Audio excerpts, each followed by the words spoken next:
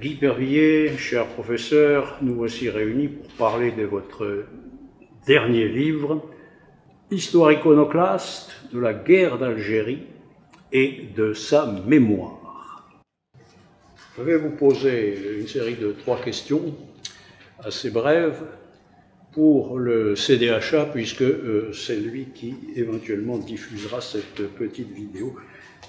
La guerre d'Algérie, qui est censée avoir pris fin en 1962, se poursuit par des affrontements mémoriels.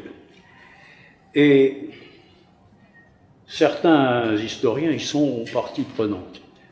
À votre avis, quelle est la position qu'un historien devrait prendre vis-à-vis de ces conflits mémoriels qui sont nourris par la guerre d'Algérie? Eh bien, je ne peux répondre que sur mon propre cas. Bien sûr. Et je le ferai en 2 points.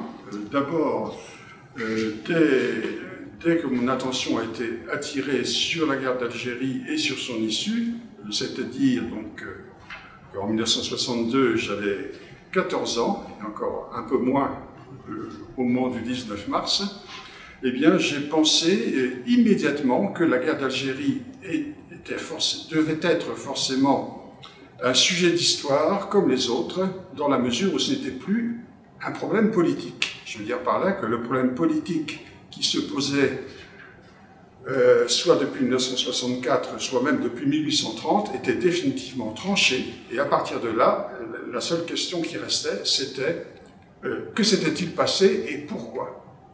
En somme, la vérité historique devait primer toute autre considération. Cela me semblait évident, mais j'ai mis beaucoup de temps à comprendre que ce n'était pas la vie, non seulement de tous mes contemporains, surtout des plus âgés, mais que ce n'était même pas la vie de tous les historiens.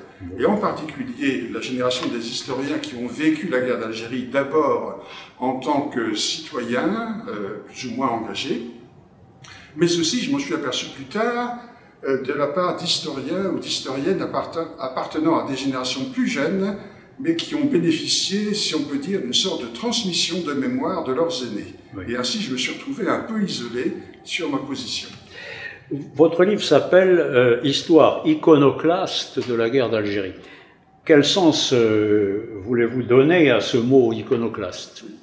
Comme je le dis dans la dédicace, cette formule m'a été suggérée par l'ancien rédacteur en chef du Monde, Bertrand Legendre, donc en réponse à des courriers nombreux que je lui avais adressés en quelques années. Et j'ai assumé cette expression, alors en particulier parce que j'ai voulu démontrer, et en particulier dans la deuxième partie dans laquelle je procède à des études de cas particulièrement approfondie. Donc j'ai voulu démontrer qu'il y avait, au-delà des différences procédant de choix politiques de ceux qui prenaient telle ou telle position et des groupes mémoriels auxquels ils se rattachaient, donc j'ai constaté qu'il y avait en réalité des points communs nombreux de tous ces groupes de mémoire, quels qu'ils soient, à savoir que ce qu'ils cherchaient, ce n'était pas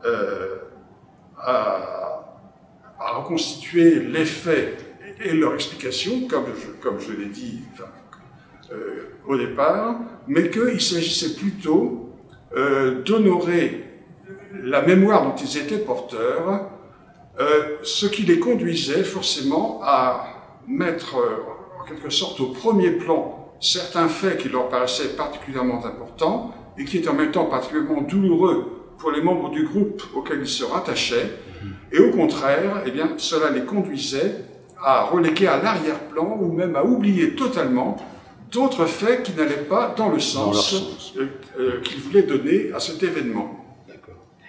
J'ai noté en lisant votre ouvrage que, bon, alors 1er novembre 54, 1957, bataille d'Alger, le 17 octobre 1961 à Paris, le 19 mars 1962, vous ne craignez pas d'aborder ces dates clés de front. Et il me semble que la date du 19 mars suscite des réflexions particulières, d'autant plus qu'il y a une loi qui a été votée en décembre 2012 qui en fait une commémoration, en somme une journée nationale du souvenir. Votre position à ce sujet est que cette date n'est pas la meilleure dès lors que si on veut rassembler les Français. Pourriez-vous développer un petit peu ce point de vue? Mars, donc je l'ai démontré à plusieurs reprises, et même à 3 reprises dans mon livre de façon de plus en plus détaillée, ne peut pas rassembler toutes les mémoires françaises de la guerre d'Algérie, parce que cette commémoration aboutit à raviver le conflit entre ceux des Français qui ont approuvé le cessez-le-feu conclu avec le FLN à Évian, et ceux qui l'ont désapprouvé et qui ont constaté que, loin d'être le premier jour du retour de la paix, le 19 mars a été au contraire le début d'une exacerbation de toutes les violences qui a fait un nombre de victimes considérable. Et ainsi, le 19 mars leur apparaît comme un moyen d'évacuer le problème du bien fondé, des mesures qui ont été prises pour mettre fin à la guerre et qui n'ont pas réussi dans un premier temps, durant de nombreux mois encore très douloureux, à atteindre cet objectif. Et en fait, je pense qu'il n'est pas possible de trouver une date qui permette l'apaisement de tous les groupes mémoriels, et en particulier de tous ceux qui ont vécu ces événements et qui en ont fait les frais.